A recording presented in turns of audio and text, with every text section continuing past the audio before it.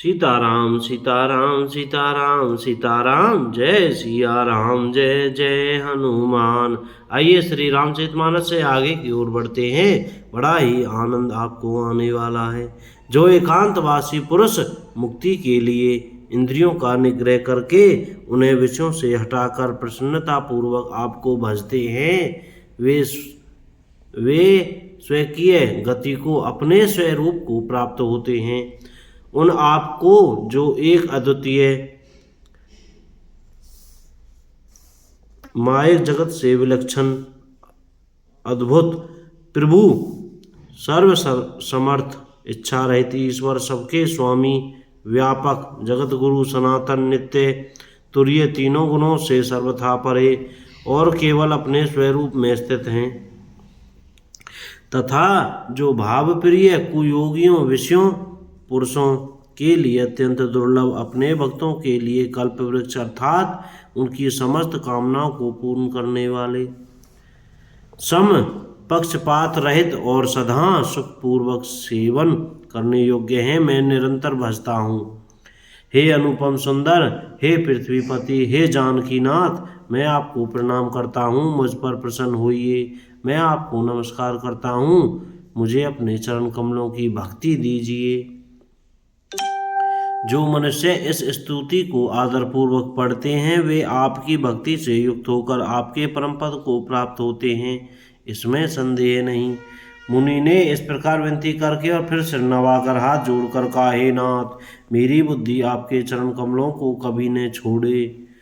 फिर परम शीलवती और विनम्र श्री सीता जी अत्रि जी की पत्नी अनसुईया जी के चरण पकड़कर उनसे मिली। ऋषि पत्नी के मन में बड़ा सुख हुआ। उन्होंने आशीष देकर सीता जी को पास बिठा लिया और उन्हें ऐसे दिव्य वस्त्र और आभूषण पहनाए जो नित्य नए, निर्मल और सुहावने बने रहते हैं।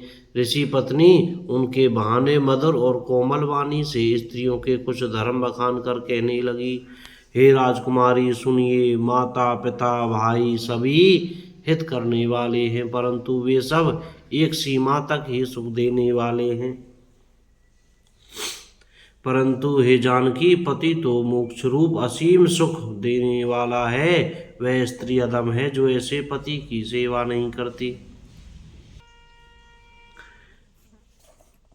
धैर्य, धर्म, मित्र और स्त्री, इन चारों की विपत्ति के समय ही परीक्षा होती है। वृद्ध, रोगी, मूर्ख, निर्धन, अंधा, बहरा, क्रोधी और अत्यंत ही दीन,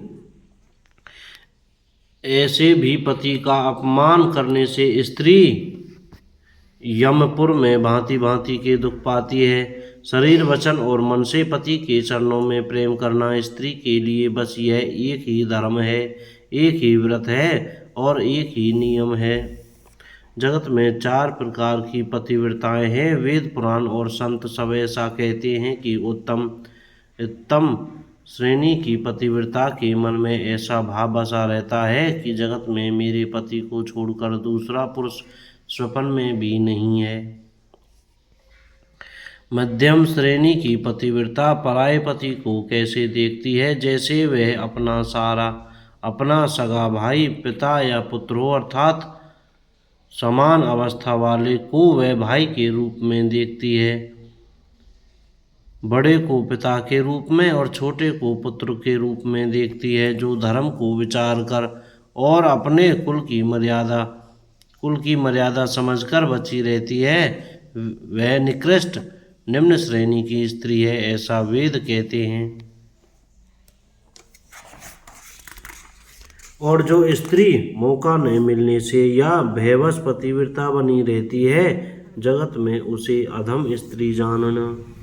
पति को धोखा देने वाली जो स्त्री पराये पति से रति करती है वह तो 100 कल्प तक रौरव नरक में पड़ी रहती है।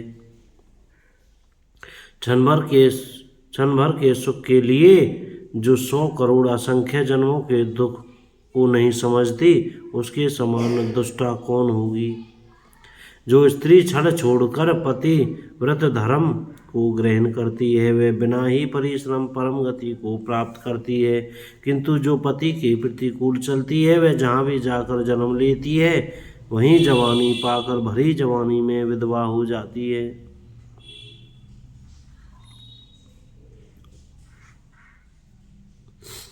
स्त्री जन्म से ही अपवित्र है, किंतु पति की सेवा करके वह अनायास ही शुभ गति प्राप्त कर लेती है। पातिव्रत धर्म के कारण ही आज भी तुलसी जी भगवान को प्रिय हैं और चारों वेद उनका यश गाते हैं। हे सीता सुनो, तुम्हारा तो नाम ही ले लेकर स्त्रियां पतिव्रत धर्म का पालन करेंगी। तुम्हें तो श्री राम जी प्राणों के समान प्रिय हैं। यह पतिव्रत धर्म की कथा तो मैंने संसार के हित के लिए कही है। जानकी जी ने सुंदर परम सुख पाया और आदरपूर्वक उनके चरणों में सिर नवाया। तब कृपा की खान श्री राम जी ने मुनि से कहा, आज्ञा हो तो अब दूसरे वन में जाऊं।